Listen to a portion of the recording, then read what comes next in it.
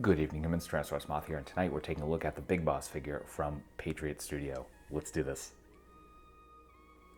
Aesthetically speaking, this figure looks exquisite, and I will say I have not had a chance to play the Resident Evil 3 remake just yet, but I've seen a lot of pictures of Nemesis, and this looks very, very accurate, which is just awesome. I mean, there's a lot of love and care that went into this. I've seen the other figures that Patriot Studio has done. I don't own any of them.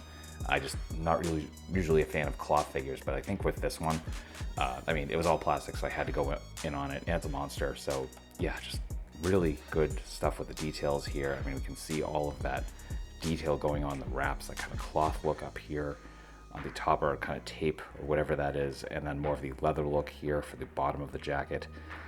The details continue under that flap. So you see more and more sculpt. We got a nice kind of gray whitewash going on to bring out those wraps. The boots, perfect details. It also helps that these are kind of a rubbery material, so they lend to that leather look. And then we get all of the silver punched in here, sculpt all the way to the bottom of the boots with a wash as well. Again, not something we usually see.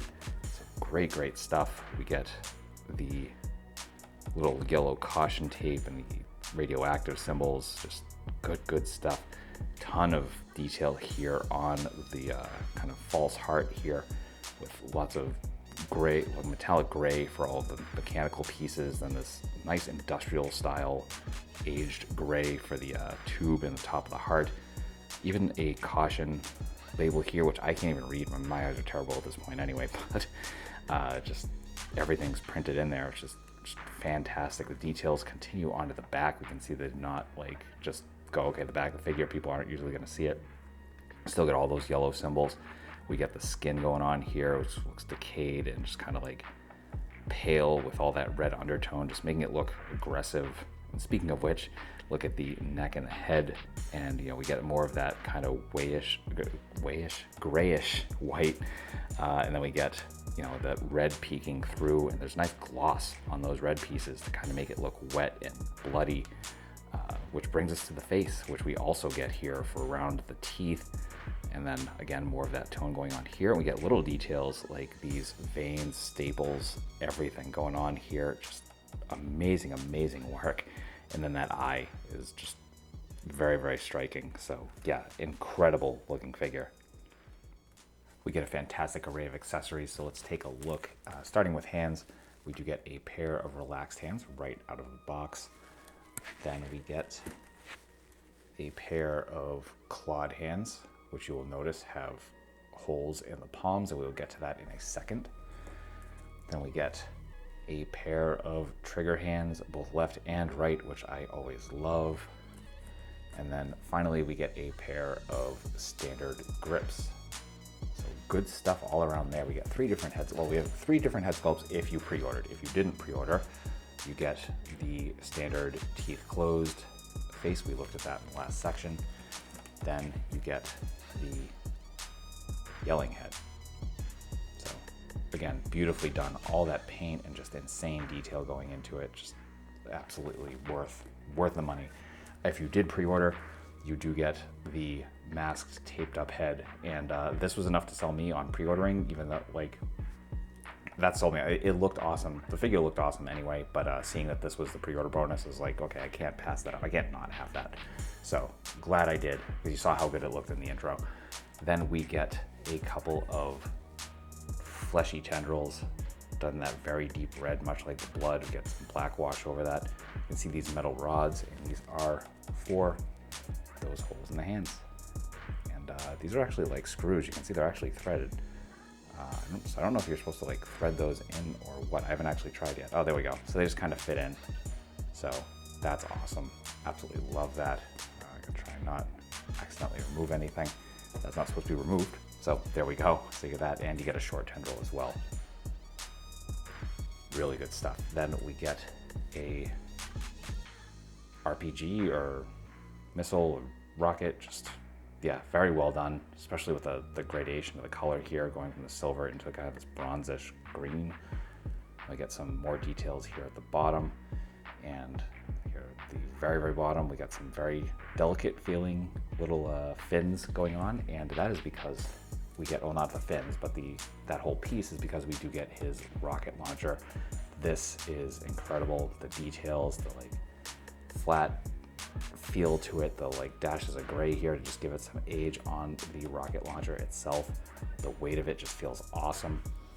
Speaking of that RPG, that goes, fits right in, as you can see right there, slides right out. So very, very nice.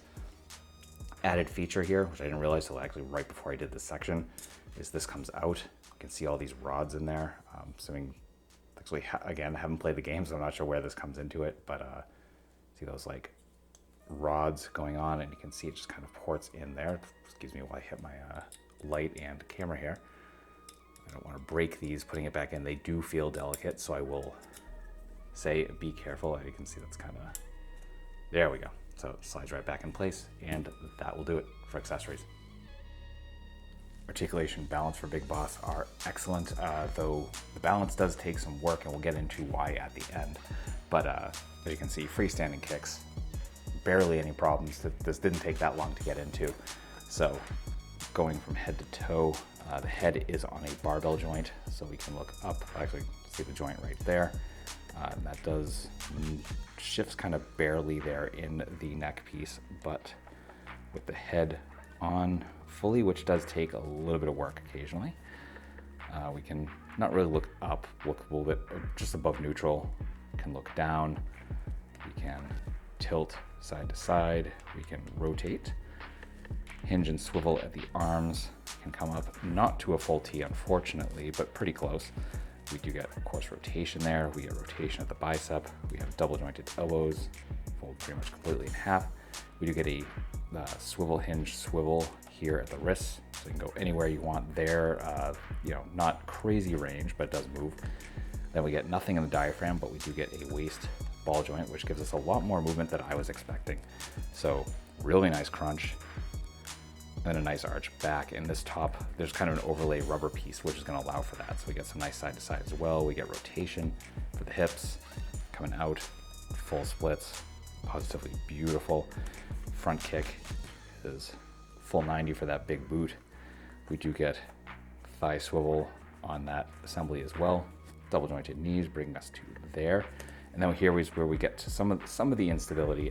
So the rubbery boot is, again, it is rubber. We do have a joint under that, which I can feel, and that allows us to come forward a little bit, back a little bit. It gives us rotation, and we get some rocker as well. But it does loosen up pretty quickly, and I don't know how it would tighten that, especially because it's a rubber overlay. So be ready for that to loosen up over time. It's probably one of my only real gripes with this figure so far, and having played with it. But overall, just really, really nice articulation. Getting into size comparisons, here he is with the Patriot Studio BOW Evolver and the original Toy Biz Tyrant. Please, Patriot Studio, do this. With some domestics. With some imports.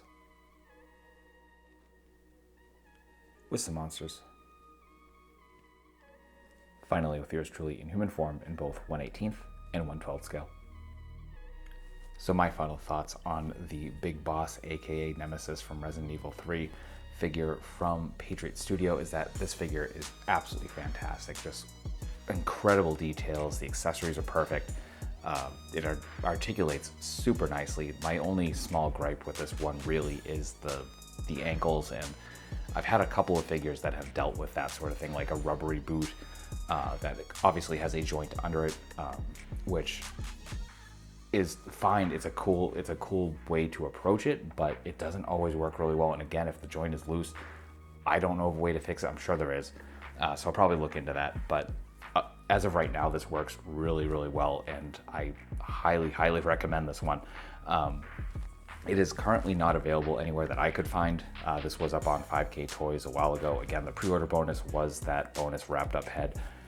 So I don't know if there's going to be a second release of this that maybe doesn't have that, but I guess time will tell. But that being said, and even though I said earlier in the video that I didn't have any other Patriot Studio figures, clearly I did because I have the liquor, and I do really like that figure. I believe I reviewed that one as well.